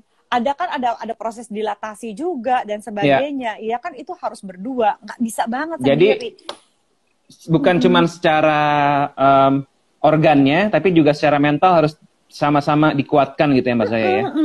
Benar, nggak bisa deh kalau misalnya dyspronia, apalagi vaginismus gitu ya, nggak bisa, itu benar-benar harus berdua. Meskipun proses dilatasinya sendiri, tapi kan biasanya kita tuh akan mengajarkan kepada si pasien ini atau si klien ini untuk coba melakukan masturbasi berdua gitu. Untuk dilatasi kan nggak main asal masukin aja kan gitu.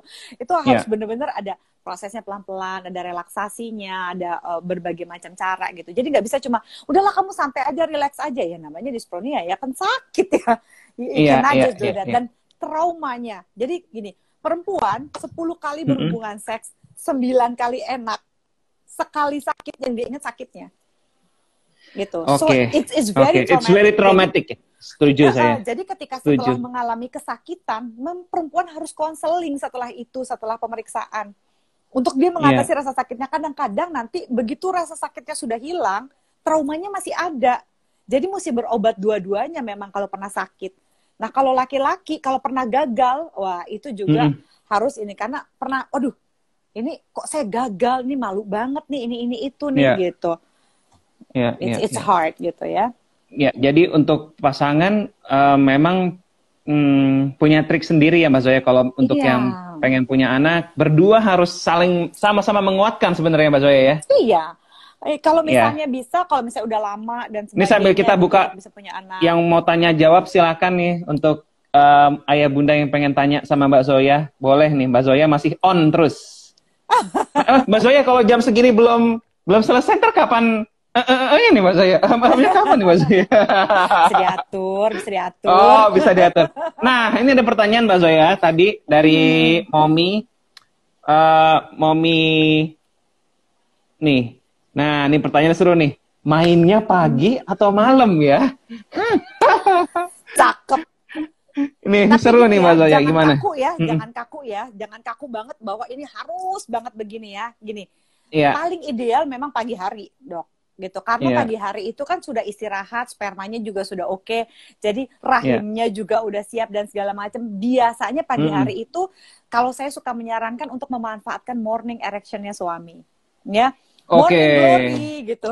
Oh iya. Why does the sun go shining gitu ya? Why does the bird erection? That's so true. Jangan disia-siakan itu ya. Jangan disia-siakan ya.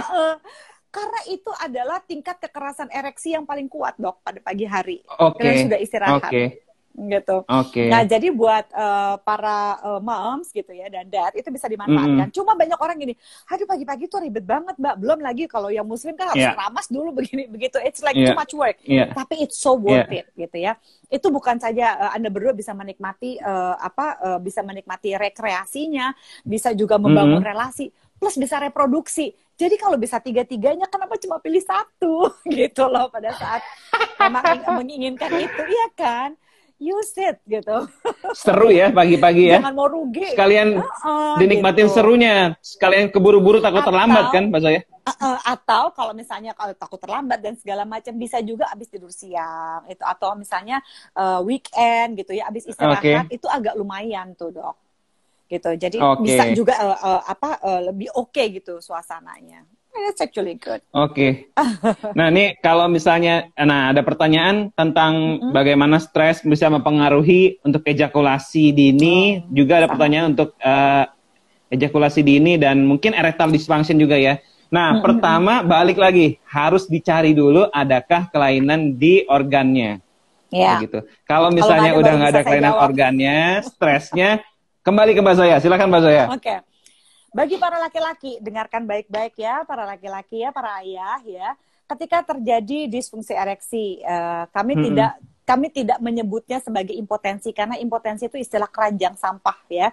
Kami bisa masalah yang misalnya dihadapi, mengalami disfungsi ereksi ya. Artinya disfungsi ereksi itu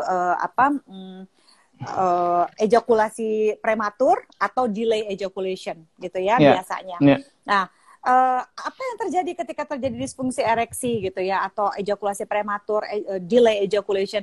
Biasanya masalah psikologis yang sering terjadi adalah banyak para laki-laki sering, dok, memberikan job desk yang terlalu berat kepada penisnya. Kenapa Mas? Saya menarik. Dokter langsung shock. Langsung shock saya. Jangan menggantung. Jangan menggantung barbel di penis gitu ya Pak saya. Gini, laki-laki tahu kalau ngomongin job desk pasti banyak laki-laki yang tahu kan kalau kita kebanyakan job desk di kantor juga kita lelah kan secara emosi kan ya. Berarti kalau kita lelah secara emosi tuntutannya terlalu besar. Seringkali laki-laki tuh menuntut penisnya kerja kerasnya terlalu berlebihan dok. Kayak misalnya gini. Pokoknya gitu ya. Saya mau pasangan saya orgasme 4 kali dulu atau 3 kali dulu, pokoknya lebih dari sekali baru saya mau ejakulasi. Ya ngapain dia atur kayak gitu juga. Atau usianya udah 40 tahun, 30 tahun, tapi berharap penisnya itu masih bisa bergerak atau masih bisa se-fleksibel waktu dia 20 tahun. Ya kan nggak mungkin. Ya ngebandingin dirinya waktu dia masih umur 25-an. Padahal sekarang dia udah umur 35, udah umur 45 gitu misalnya. It's so hard. Jangan dibandingin seperti itu gitu ya. Sulit gitu menurut saya. Jadi coba jangan berikan beban berat pada penis Anda. Jangan berikan beban berat. Kembali ya, enjoy aja. Satu, jangan berikan job desk yang terlalu berat. Kedua, para laki-laki ketika melakukan hubungan seks, be mindful. Ketika Anda sedang bersenggama dengan ex ya, sedang bersenggama dengan istri Anda, ya, pastikan badan Anda, hati Anda, dan otak Anda ada untuk istri Anda. Jadi totalitas mas saya. Badannya sama istri, iya kan, hatinya sama anak, otaknya di kantor. Itu gagal. Gitu. Ini juga penting ya, moms and dad untuk fungsi reproduksi. Jadi totalitas untuk fungsi reproduksi. Nggak usah dipikirin soal reproduksinya. Misalnya kepikiran harus jadi nih, harus jadi. Itu juga bisa menjadi beban secara mental untuk bisa menikmati hubungan seksualnya. Nah, Mbak Zoya ada lagi nih Mbak Zoya. Ini berkaitan juga tadi sama yang totalitas. Ini ada pertanyaan nih dari Mbak Novita, Ibu Novita. Kenapa kalau lagi main kok suka kepikiran sama yang lain-lain begitu? Nah ini baik laki-laki ataupun perempuan mesti belajar totalitas Ibu Novita gitu ya. Bagaimanapun juga moms. Gini, dibandingkan laki-laki, perempuan itu lebih parah loh. Perempuan itu bisa tetap berhubungan seks walaupun tidak fully engage gitu ya. Tapi sambil membayangkan bahkan kadang-kadang bintang film andalannya, bintang film Korea andalannya gitu ya. Dia bisa memikirkan orang-orang yang sama sekali tidak ada di dunia dia dekat. Jadi bukan naksir orang lain dan sama sekali gitu ya. Tapi sering dia membayangkan, aduh aku suka banget sama Henry Cavill, Brad Pitt, atau siapalah gitu bintang Korea gitu misalnya. Nah, ini membuat Anda jadi... Adi zaman. Itu kayaknya zaman pemanah Raja Sakti itu. Gue tahu ya. Nah, hal-hal ini tuh bikin perempuan tuh jadi distracted gitu. So, perempuan juga harus belajar fokus bahwa gini, jadi cara fokusnya sebenarnya simple ya. Perhatikan tatapan mata, perhatikan pasangan Anda. Apa yang Anda what you find attractive and sexy from your husband gitu ya. Kulitnya kah gitu ya. Mungkin badannya sudah tidak six pack, tapi tetap aja kan ada hal-hal yang membuat Anda sayang dan mencintai dia. Jadi kita juga perempuan, kalau kita benar-benar intuit ya, badan kita, gara kita lihat apa yang seksi dari pasangan kita tatap matanya, dan sebagainya, itu akan memberikan kita juga kepuasan tersendiri. Memudahkan orgasme kita, memudahkan kita benar-benar berinteraksi, dan terlibat secara seksual, akhirnya kita juga merasa seksi. Pasti itu akan kerasa tuh, suami akan merasa kayak, kok kamu nih ini oke banget ya, ini ada apa gitu. Dia nggak bisa benar-benar nail in, tapi dia bisa ngerasa bahwa something different with you gitu. You are so engaged. Jadi kan mungkin ketika kita fully hard juga terhadap melakukan sesuatu kan kita juga senang ya dok ya. Tips buat suaminya, kalau misalnya lagi hubungan, perlakukan istri dengan sebaik-baiknya begitu ya Mbak Zaya. Fokus, totalitas. Jadi otak, hati sama badan ada di tempat dan orang yang sama ya. Biasanya istri lebih cenderung secara mentally ya Mbak Zoya ya. Lebih secara psikologis, nyaman secara hati, nyaman secara perasaan, jadi lebih nyaman untuk hubungan begitu Mbak Zoya. Iya, karena kebanyakan ya para istri yang tidak bisa fokus, nanti dia akan lebih sering memberikan faking orgasm gitu. Nah, perempuan ketika Anda memberikan faking orgasm, satu, you not helping anybody. Ya, Anda itu tidak akan membantu suami Anda untuk tahu gimana cara memuaskan Anda secara seksual, ya. Dan ketika Anda melakukan faking orgasm juga, Anda tuh jadi tambah lelah gitu ya sama diri Anda sendiri. Anda merasa, ya kok gini-gini aja sih, gimana nih ya caranya? It's so tired, sedih nanti Anda sendiri akan kecapean dan akhirnya secara nggak sengaja Anda jadi marah sama suami Anda. Padahal kan Anda yang memutuskan untuk faking orgasm. So hati-hati gitu.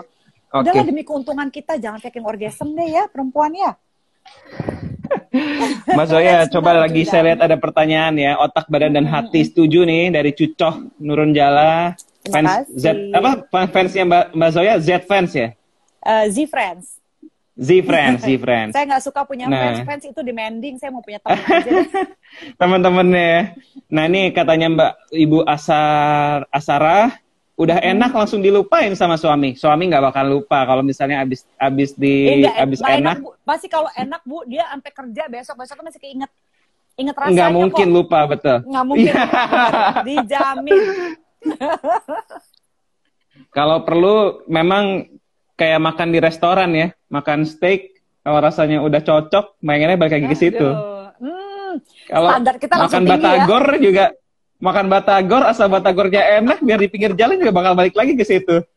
Iya, itu dia. Rasa ya, penting rasa ya. Oke.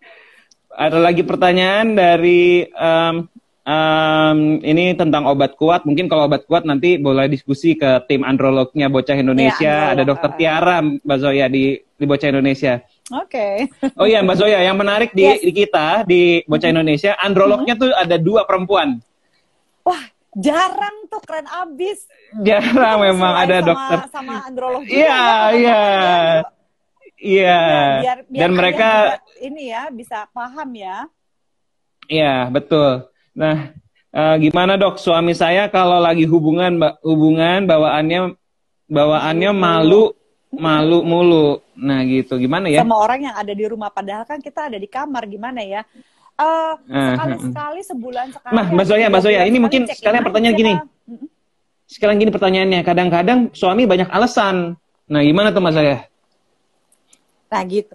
Kalau saya sih ngeliatnya gini, kalau memang banyak cari alasan, biasanya gini, cinta itu kan cari cara ya, bukan cari alasan. Kalau misalnya cari alasan, kita coba lihat core of the problemnya apa sih ini dari suami gitu ya, apa yang membuat dia malu gitu dan sebagainya. Nah, sekali lagi ini Ibu Mams ya, Bu Amalia, jangan lupa tanya sama suami. Jadi kembalikan beban ini kepada suami. Coba bilang aja, yang ya gitu misalnya. Terus kalau kamu malu, sebaiknya saya gimana? Iya kan? Jadi kayak gini, saya kepengen banget berhubungan seks sama kamu gitu. Saya cinta sama kamu, saya pengen menikmati hubungan seks sama kamu, tapi kamu malu. Nah, kira-kira saya mesti gimana ya supaya kamu nggak malu dan saya juga nikmat. Kan saya mau nikmat berduanya cuma sama kamu, nggak mau sama yang lain. Saya harus bagaimana? Kembalikan lagi itu. Jadi kan gini, kalau dia laki-laki yang baik ya Bu, pasti dia akan cari solusinya buat Anda gitu. Nggak mungkin enggak. Oke. Nah lagi Mbak Zoya, hubungan badan di kamar, satu kamar dengan anak. Nah, kapan harusnya?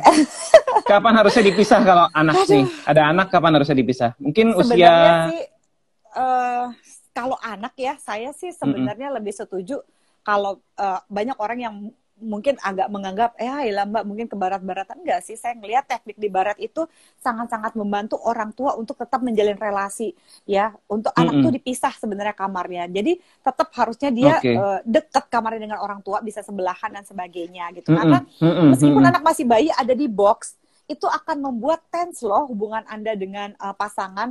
Nah, pada saat, apalagi setelah masa nifas ya, biasanya kan masa nifas itu 40 hari ya dok ya.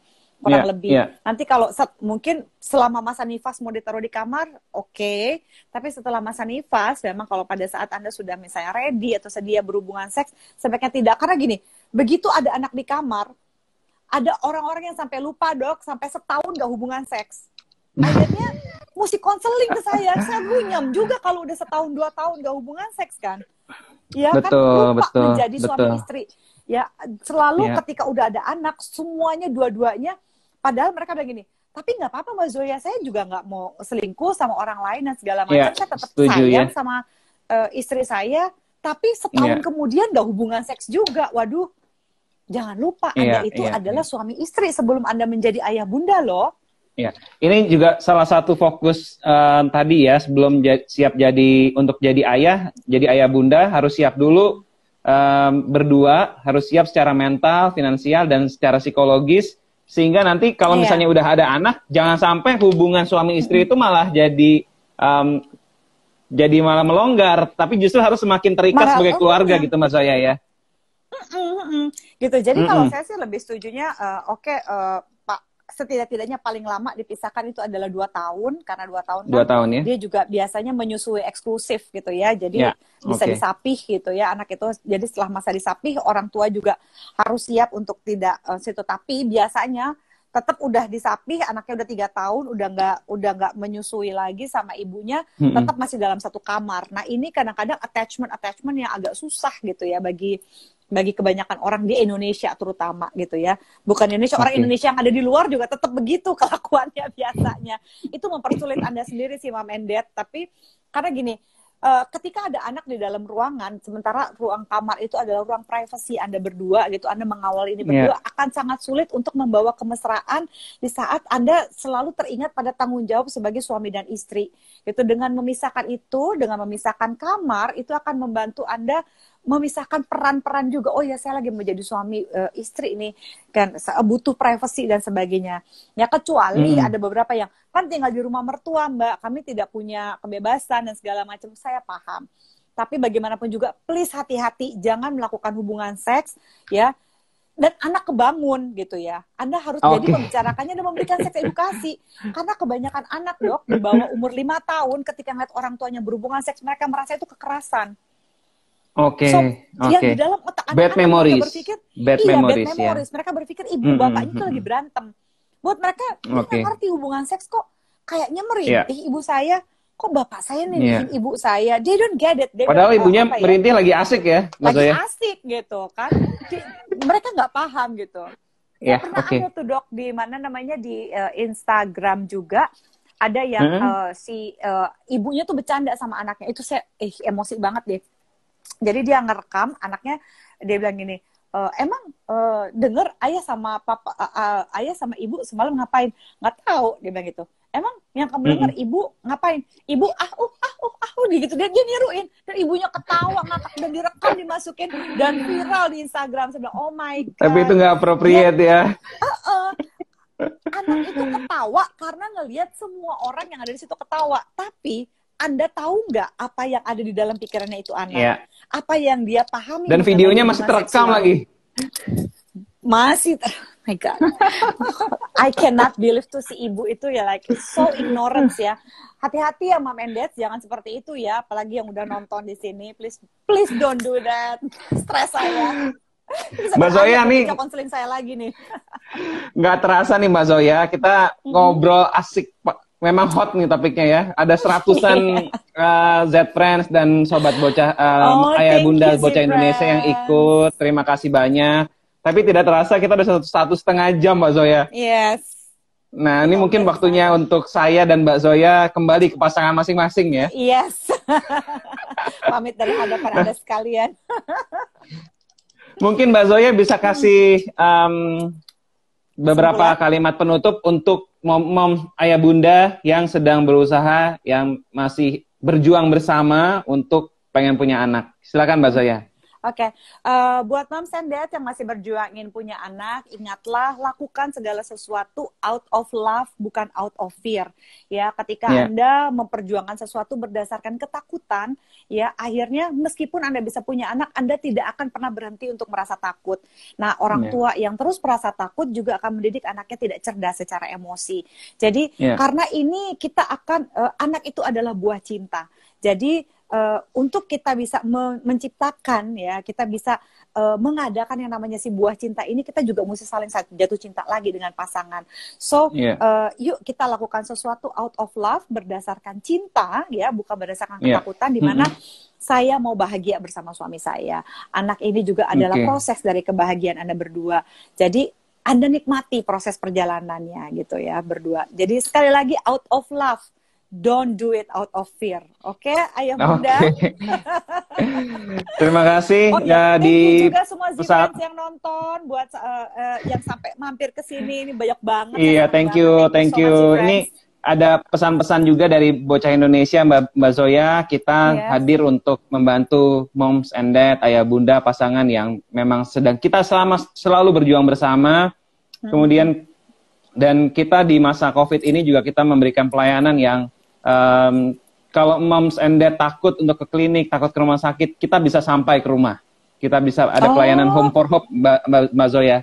Jadi kita bisa sampai ke rumah untuk membantu supaya teman-teman nggak kesusahan. Iya, nggak usah sampai ke rumah sakit segala macam. Bagus banget ya. Iya, betul. Ini juga buat Z Friends. Terima kasih Mbak Zoya. Kita selalu concern sama edukasi juga. Kita pengen moms and dad, ayah bunda semuanya pinter, mengerti. Kita belajar banyak banget dari Mbak Zoya malam ini. Ya, kalau kita mengerti bahwa seks itu bukan cuma soal fisik, dan seks dan punya anak bukan cuma soal fisiknya aja, tapi juga soal mental dan emosi. Yes. Dan jangan lupa rekreasi. Yes. Yang paling penting ya. Jangan lupa bersenang-senang. Oke, Z-Friends.